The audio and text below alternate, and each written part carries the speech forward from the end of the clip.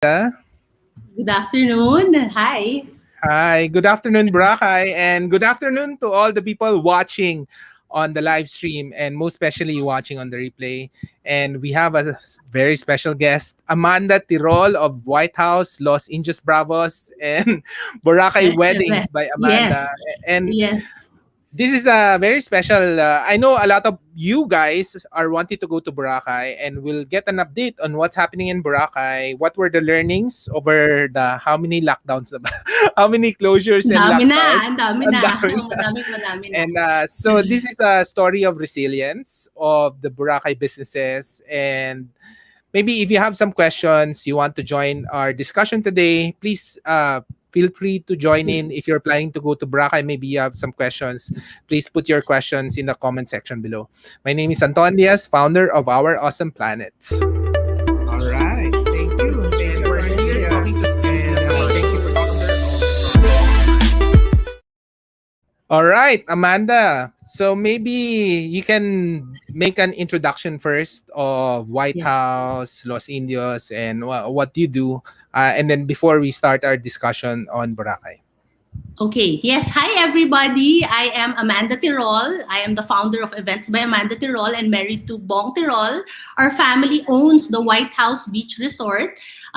It was open since 1992. Now, also the home of Los Indios Bravos, which we have acquired last 2018. It is at the best part of the Long Beach in Station 1, where we have the best white powdery sand in Boracay. So basically now you can see the beachfront. This is our lounge. We also have a new lounge at the beachfront. We have our pool, of course. We have the lounge, and then you can see the beautiful beach. And this is the facade of White House.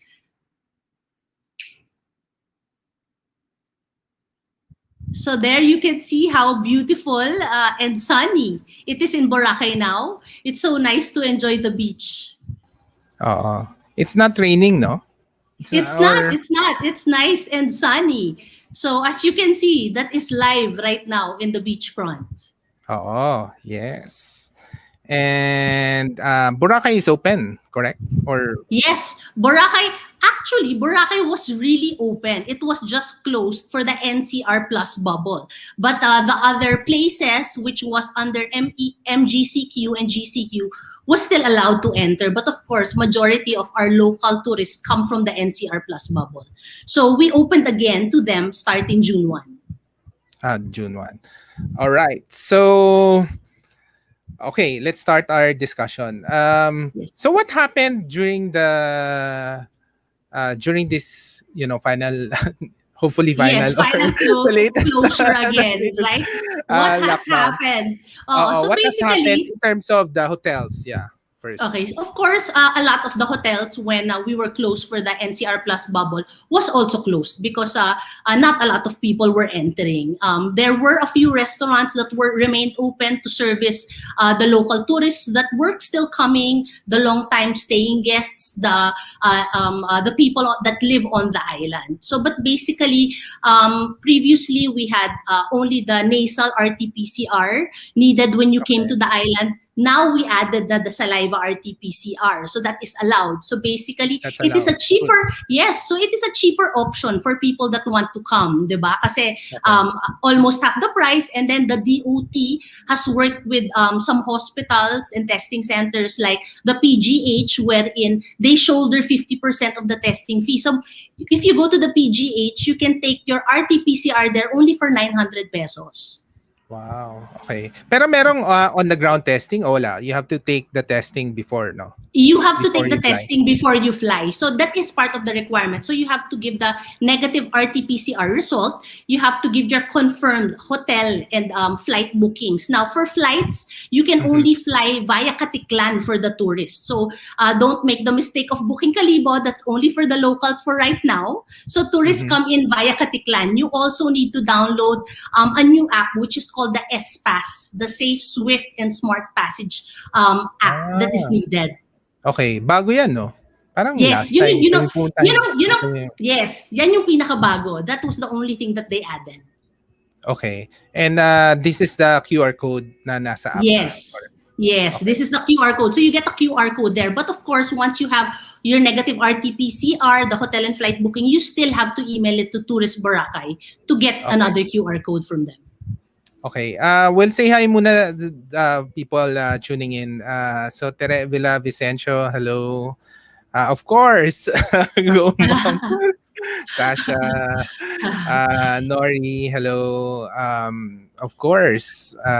Lori. Okay. Francisco Ocampo and of course Nicole. So hello. Now maybe siguro a lot of people were asking about the kasi the COVID went to Visayas 'di ba? There's an outbreak in Iloilo, Yes. in Davao 'di ba? All the call Yes. center areas, Rojas Bacolod as City. well. Actually the Yes. DSS are from Rojas City. We have a lot of families with have COVID. So what happened in Boracay itself? Kasi a lot of the NCR people are asking, what happened in the Boracay also. COVID situation in Boracay? I know there was a A super few. spreader party event before. Ano ba talaga yung totoo? And maybe you can share with us what's happening in Boracay now.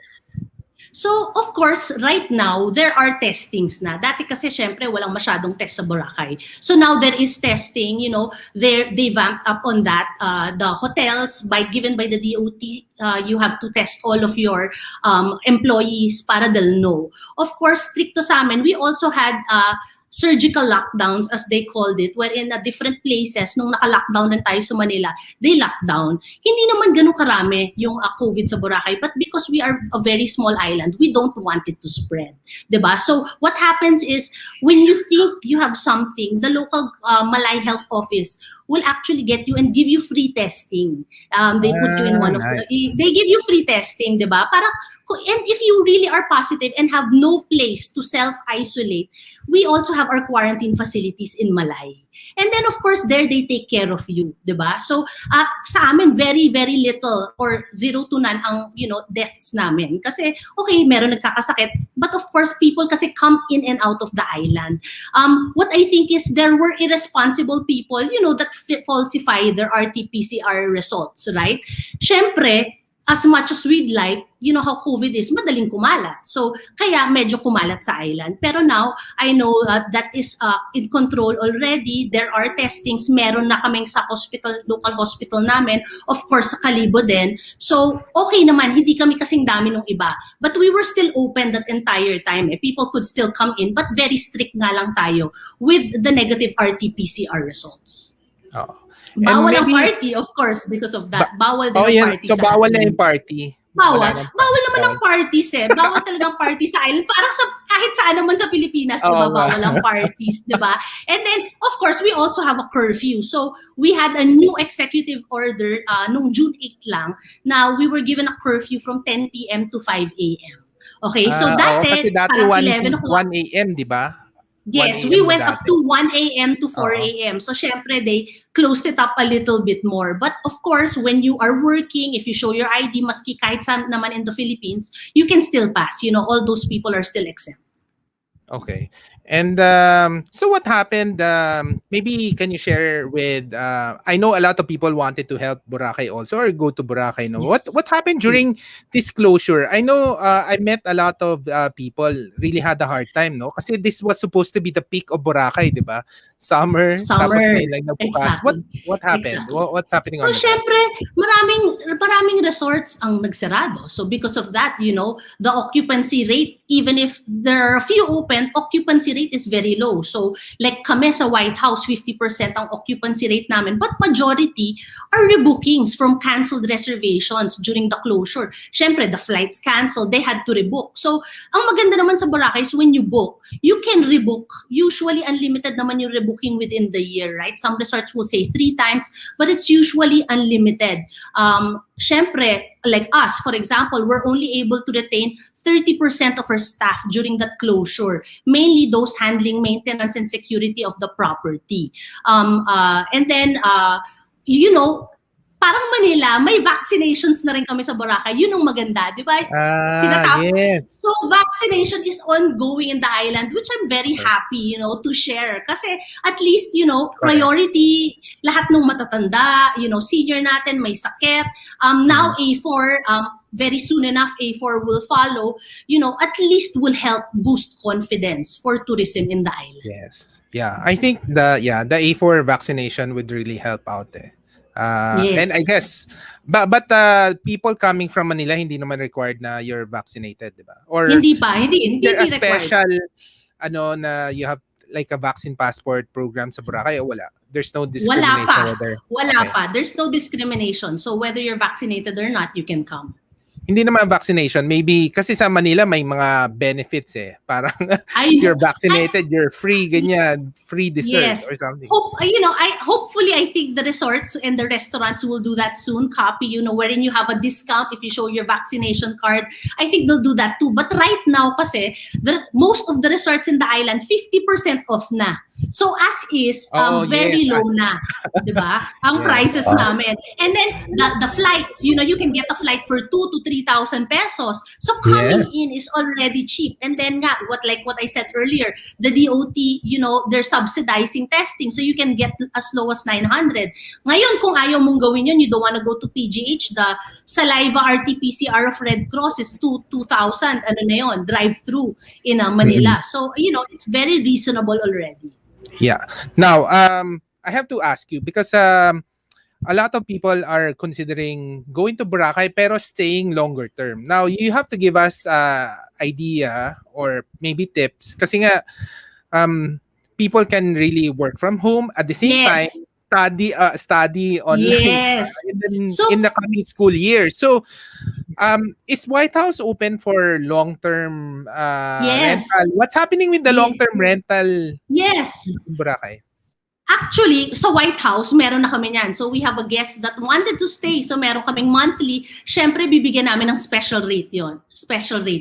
So marami rin. There are a lot of other places that are doing monthly rentals, long-term. Even resorts, actually, they give it at a much lower price pa the longer you stay. So hindi lang yung mga houses. Even the resorts are doing that already. Of course, I was gonna say that. Malakas ang internet. So we have strong internet on the island. So work from home, we have actually had guests stay there, have their kids come with them na they, study online, work from home. The others will come and they plan to stay only 5 nights, 3 nights, tapos tumatagal sila up to 2 weeks or longer because they realize that kasi they're free. They can study, do their online class, and then swim after, the freedom ba? Because, of course, if you're in Manila, you're just at home there, they realize, it's freer, there's so much space that, they can swim. Of course, when you swim, wala naman mask, right? You can remove all of that.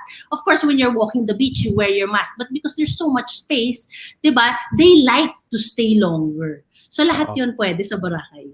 So, pero can you give indication of how much budget ba for a month if you wanted to stay, let's say, in White House or any other place? And usually, ano ba yun? Parang Airbnb ang arrangement? Parang walang breakfast? Or paano kalakaran? So, as low as I think 2,000 a night nabibigay namin yung price.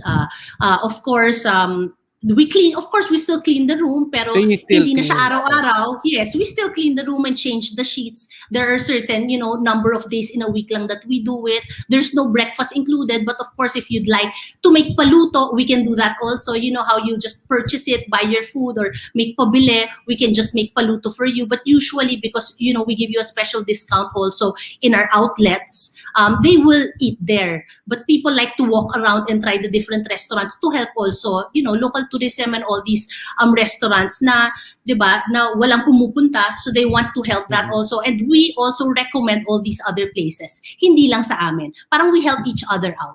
The other resorts also, if they're too expensive and people want to stay longer, they'll point to others. 'Di ba? So people move from one place to the other. More or less that's what they do too. Okay. Now, let's go to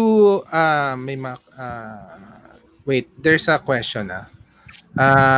Von asks, speaking about the long term, will the local government have restrictions now due to the virus? Like tourists can only stay 1 month tops. Oo nga, kasi dati, alam ko ang ginagawa ng iba, they book 1 week, 2 weeks, extend until 6 months, di ba? Yeah. Wala naman kami ganun. Wala naman binibigay sa amin na 1 month lang pwede, tops because of the virus. What they do is you can extend and then you just tell the government and then they'll extend your QR code, which is fantastic, right? Of course, that's So helping they us extend the too. QR code. They You can extend the extend. QR code.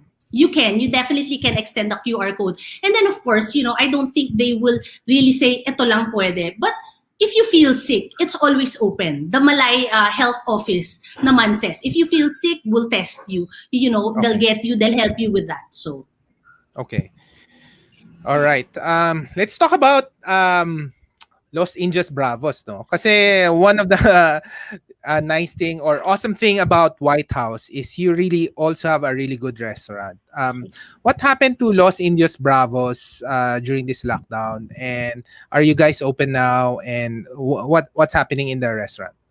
So sa amin naman, we remained open. So even if we closed the resort for some time, Los Indios Bravos remained open because we were able to service, the other tourists that were there on the island. Like what I told you earlier, we still had other tourists coming in. So and the long staying guests in the island. So that remained open. And then of course, we have now the beach lounge, which I mentioned earlier. We opened that. So with the new beach lounge, we also have our new homemade brick oven pizzas na Yes. kailangan itry ng mga tao. So we have that. And then we also have new cocktails aside from the beers on tap. So we have like the Padre Damaso, which is a hit, the Maria Clara, the Doña Victorina, and then a lot of our pizzas. You should try that also. So Yes. the people love that now. Wait, can you explain further yung beach lounge? Kasi 'di ba hindi ba dati meron na naman ng beach area ang White Yes. House? What's the difference Yes. with the beach lounge?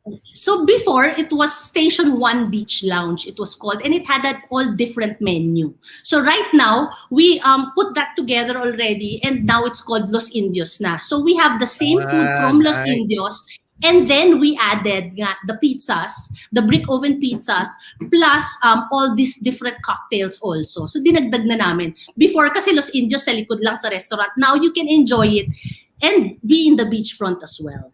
Yes, especially for sunset. Ano ba yan? You can reserve the or hindi anybody. Paano ba yan? You can Anybody can use the beach lounge or reserve for like stay-in guest? How does it work? Anybody can use it as long as we have, of course, free space. Of course, we still follow the minimum safety protocol. So if they can reserve in advance, that is preferred. But if not, if as long as we have available tables, they can definitely walk in. They can enjoy and use our beachfront as well. Okay. May follow-up question si Von. So which means we need to redo all the testing. Wala na, no? Once you're in the island, you don't really need testing. Yeah, hindi na kailangan kasi you only test. So it is only valid 72 hours before you fly. So once you're in the island, hindi mo na kailangan ng testing to get out of the island. So maski 1 month ka doon, hindi mo na kailangan ng testing ulit.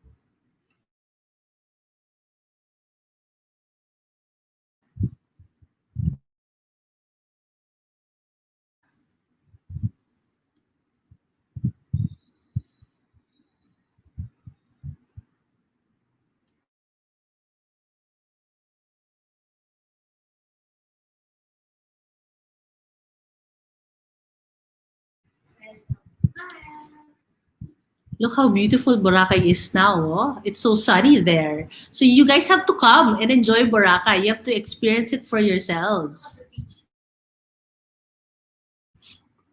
It's nice and sunny and it's windy. It's actually my favorite month of the year, months of the year coming up actually, wherein the beach is wider and then it's beautiful out. It's nice and sunny, but yet it's windy. So that's the beauty of Boracay. If you're not a beach lover, you can always stay in.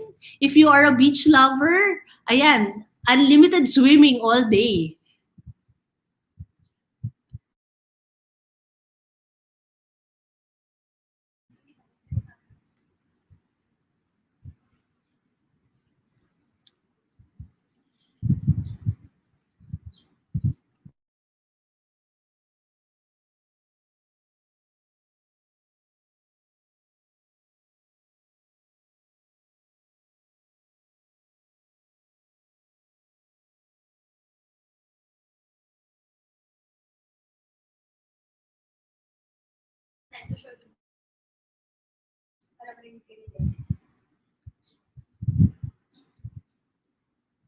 As you can see, we have some guests in the island. Oh, they're still wearing their masks as they walk.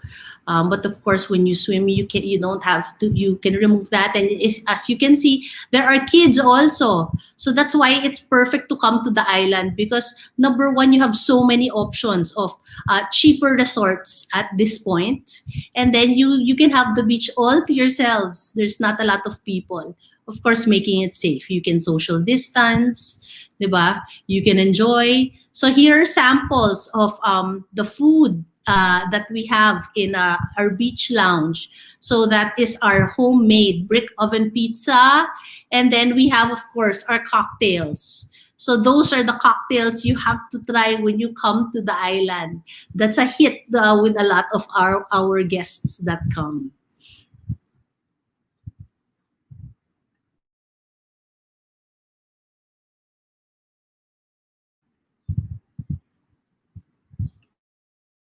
Hello. Yan na Sorry. siya. Yes. I kept on talking, Anton, ha? When I lost you, I Okay. was showing them our pizza and our drinks, and then some people passed by with their kids. Eh, sabi ko, perfect dali ng family sa Boracay. Ay, ang galing ah. Galing ni Amanda. Okay. Now, no, my question is, I know for the restaurants, no, how do you keep the quality? Kasi I think a lot of the people going to Boracay, of course, they wanted to go to like Los Indios or the other restaurants. How do you guys keep the quality when you're close, di ba? And konti lang yung tao. And I think like especially the oysters, no? Sarap no Yes. oysters sa Los Indios. Thank That's the only place we will go to for oysters eh. So how do you keep the quality in the restaurant? We keep the quality because we're very proactive in terms of quality control. Starting from purchasing of raw materials, we actually don't stock. So they only buy pag magbubukas kami. So to actual plating, we have majority of the original staff and the same chef, si Chef Mike Katindig from when Los Yes, so Indios Mike started. Snell.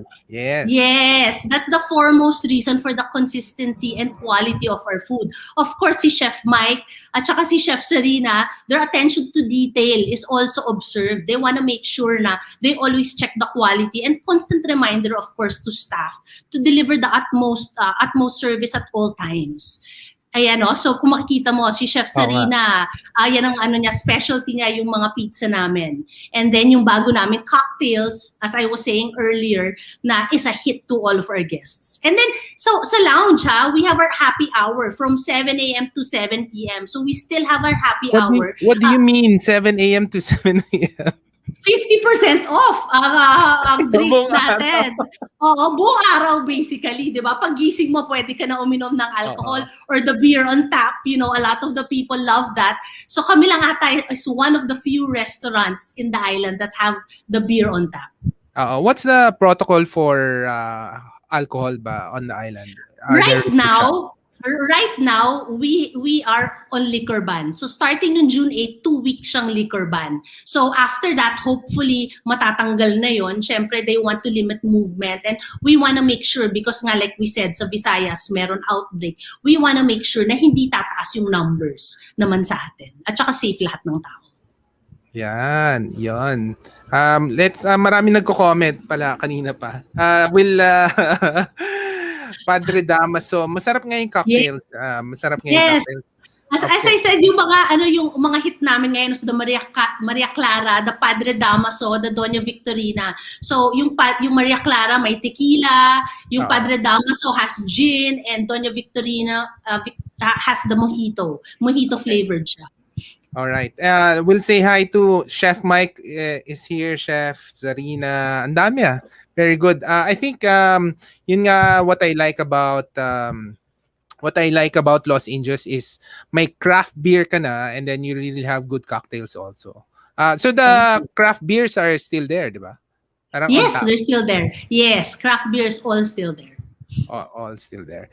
Now, maybe let's talk about events, no? As we go into what's happening with the Boracay weddings. I know you do a lot of the Boracay weddings and Yes. events, and I know there are a lot of people who are considering Boracay kasi we'll get into A4 Open. vaccination maybe in 1 or 2 months already. And Yes. so, isip nila, can we do it in Boracay? What's the restriction? Any tips for people planning a small event or family event? Hindi naman talaga It, event, no? Parang yes, small yes. gathering. Yeah.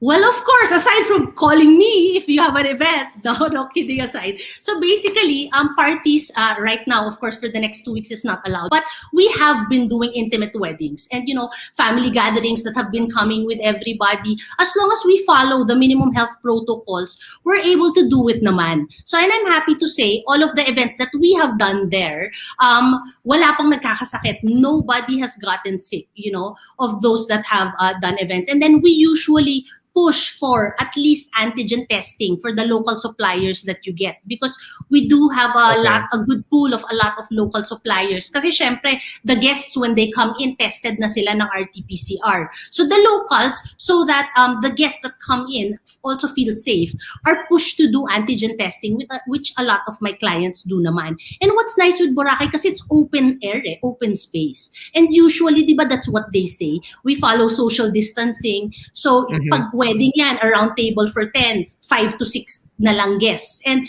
you have a big area and it's open air so people feel safer when they come.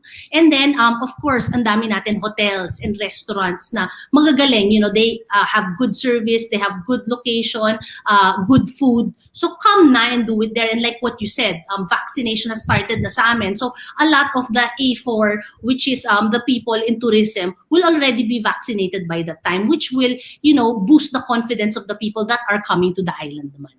Okay, now you have to give us some tips, no? Kasi I know you're one of the best wedding planner in Boracay, if not the best. So, alam ko bawal ang event on the beach, correct? So, Actually, hindi. Oh, yun nga. Actually, so I wanted to ask, where do people or where are the hottest places to have like small events in Boracay? Small event. Yeah. Kasi bawal, like what you were saying, yung 25+5. So there are locations talaga na they've used their 25+5. But there are different places. Kunwari kami sa White House, there is a part of our beachfront where we have our beach beds that we can still have a setup. But aside from that, you see the lounge and deck which is open to the beach. So that's where we have our events. Now, in other places naman, other resorts, for example, the Shangri-La, the Crimson, the Lind, they do have beach areas where you can have setups. Okay, for bigger parties or spaced parties. Sa Discovery Shores naman, they do have on top of the restaurant, they have something there that is overlooking the beach where they have their events or their lounge. So, para sa akin, those are the best. Now, sa likod, sa mga fairways, you have Savoy which has beach areas. Sa Station 1, you have Seawind. Kunyari sa The District, meron ka rin doon na rooftop. Sa The Tides, may rooftop ka. So, there is, in all the stations in the island, there are places where you can have smaller, intimate events, private ones, if you say so, that will still help you follow, as long as we follow the safety protocols naman, may space pa siya. So there are a lot of places in the island. Now, little by little then, we have more restaurants opening up. So we have more restaurants that are opening up.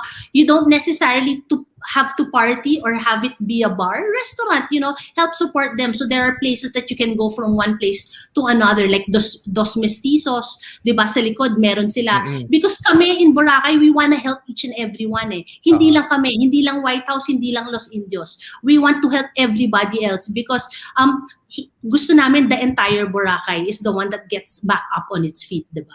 Okay. And in terms of gathering, ano ba may in terms of planning the gathering, no? What's the minimum or maximum number of people that can gather in one small place? It actually depends on your area. Usually, because we are in MGCQ, we're allowed 50% of the area. So if my area is good for 60 people, pwede ako mag-30.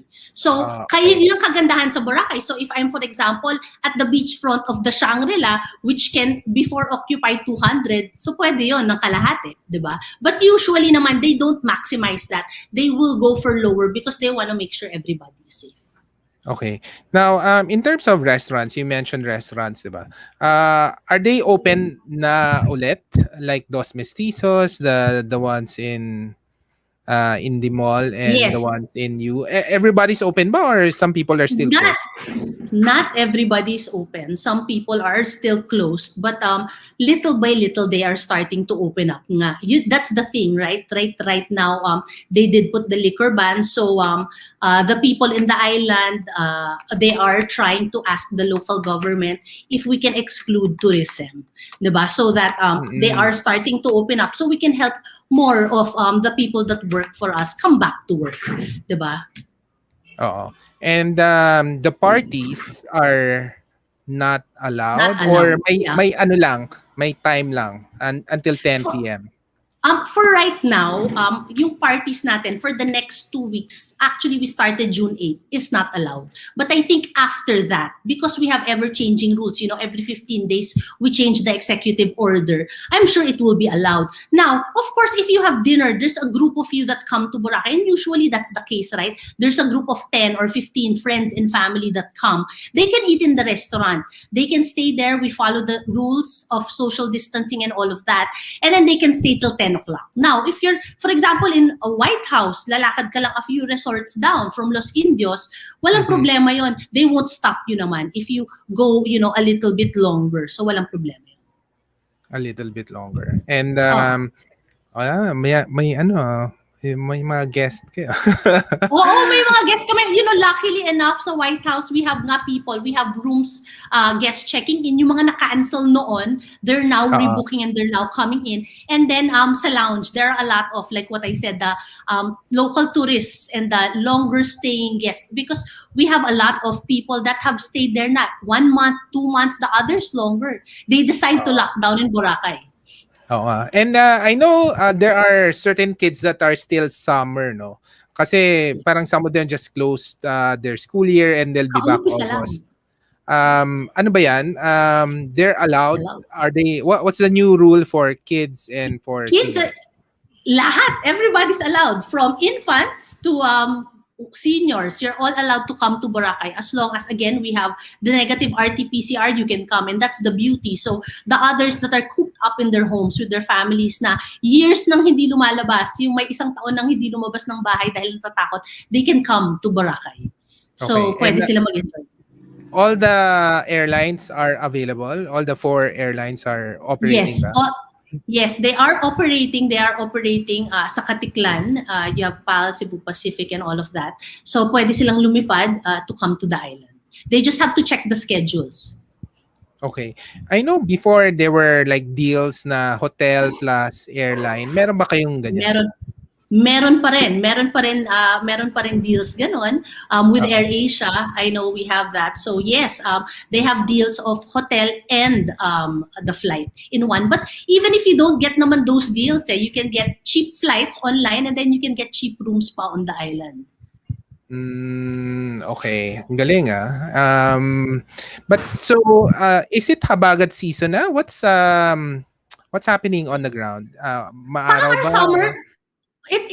I was saying earlier, this is one of my favorite months wherein maaraw na may konting hangin na. You know, Habagat hasn't started completely, but is starting little by little. Summer kasi came late this year eh. Parang March na tayo, Ah, umuulan pa ng konti. So summer came late this year. But it's beautiful as you can see, diba? So maaraw na oo. maaraw siya on the island. Tapos may konting breeze.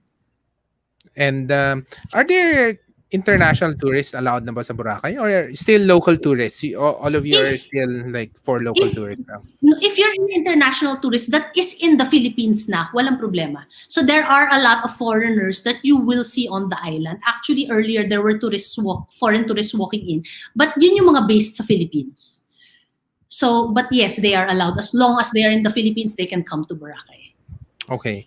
And I know that Boracay has implemented nga all this sustainability protocols naman, no? Not only COVID, 25+5, electric tricycle. Yes. What's the update in the sewer system? What's the update there? Are there more plans to keep Boracay sustainable? Or yung Yes. discussion na yan is nawala na because of COVID? What happened?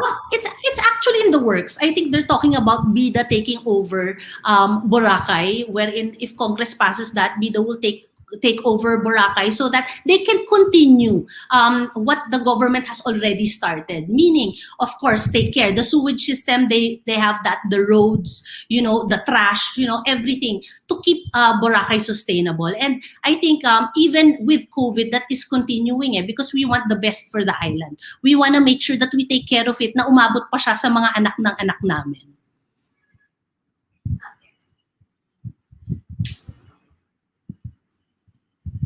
Siguro my question is, I know during the COVID season, after the closure, di ba? Parang Boracay is rebranded as a family location, not anymore a Yes. 24/7 party island. What do you think about that? And what's the branding of Boracay coming out of this COVID pandemic? Well, I think there is still something for everybody. So it's not just for families and it's not just for parties. Kasi I know we can still party, pero hindi lang yung labor Boracay type na party, right? So that is still allowed. We can still party, hindi lang labor Boracay. And there's something for everyone to do still 24/7, right? There's something for everyone. You want activities, you want kiteboarding, you want something for your kids, you want something for the family. So Boracay is still fun. If you ask me, I think little by little, babalik rin yan eh. We just have to, follow all these rules and make sure we take care of the island. And then, we should start with ourselves and the tourists that come, di ba? Kailangan alagaan nila kasi ganun rin siya nasira before eh. The tourists will say certain things, madumi, pero sila rin yung nagtatapon ng trash, right? So right now, I think since the closure and the reopening of the island, people are now, they're more proactive in making sure that they start with themselves. Yeah.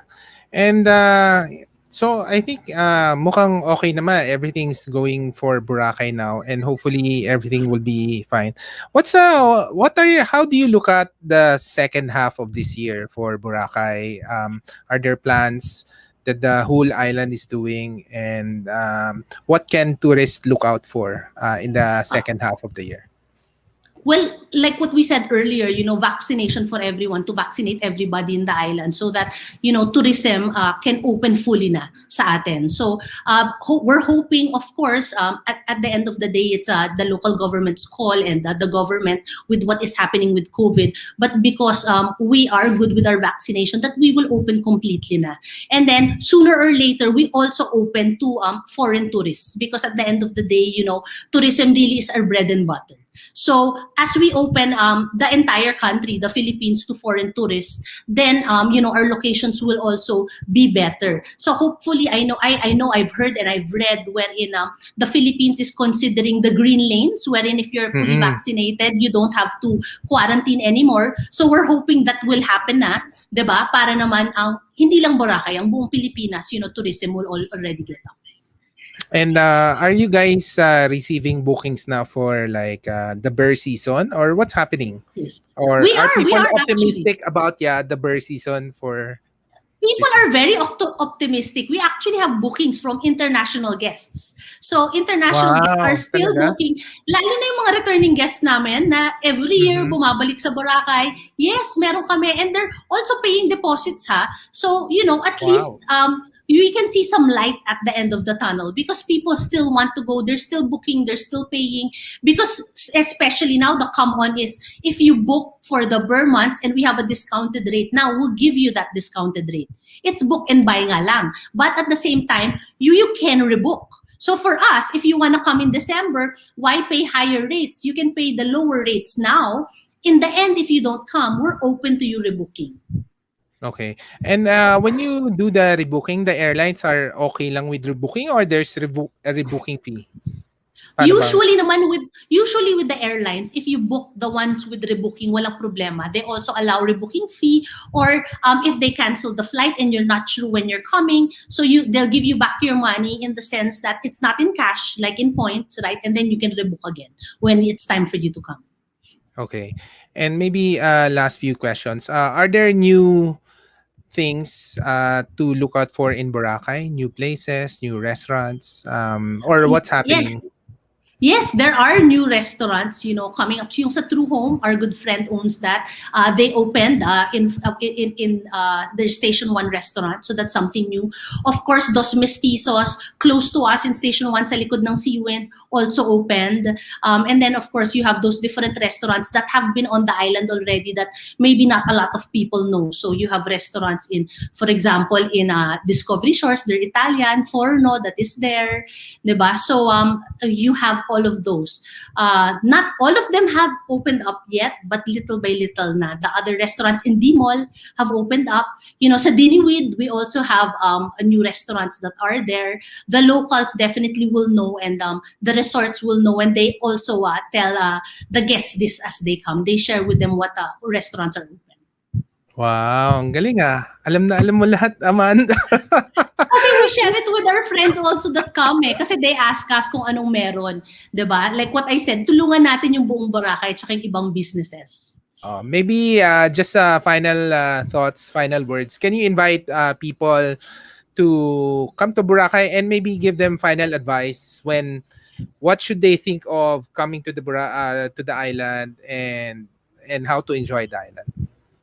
I'm just inviting everyone to book now. Don't wait for till later. Kasi I also have a family. I have little kids. They enjoy, you can bring them now, enjoy the island. Like what I said, if in case you change your mind and you don't want to go, you can always rebook. You can get cheaper room rates. You have all the space there. It is safer because you have to take an RT-PCR test or a saliva RT-PCR. So when you come, the people that are with you have all tested, right? And as you can see in the news, all those that falsify their results get caught. So at least you know that our local government is really strict in doing this. So when you come, as long as you don't put your guard down and still follow the minimum health standards, I know you will enjoy the island. And as what I said earlier, we do have strong internet connection, so you can work from your resort. Your kids, if they're still going to school, they can do their online schooling from there. And now is the best time to go because there's not a lot of people on the island. You will really see the beauty of Boracay, and you can come enjoy, and you will help revive our local tourism as well and give jobs to all the people that have lost their jobs. Wow, galing! All right. Salamat. Thanks, Amanda. And yeah, we're planning to visit hopefully soon Come back. with the kids. Yeah, we're planning to come back. And maraming deals this weekend. Independence Day weekend. Yes. So hopefully we'll see each other in Boracay again soon. For sure. Yeah. And we miss Los Indios. Sarap ng Thank Los you. Indios. We'll see you there next time. That's probably the #1 restaurant in Boracay now. No? Thank you. Okay naman. Yes. Yes. All right. Congratulations again. And thank you, Amanda. Thank you to all watching. You. And guys, see you in Boracay. See you in Boracay. Bye.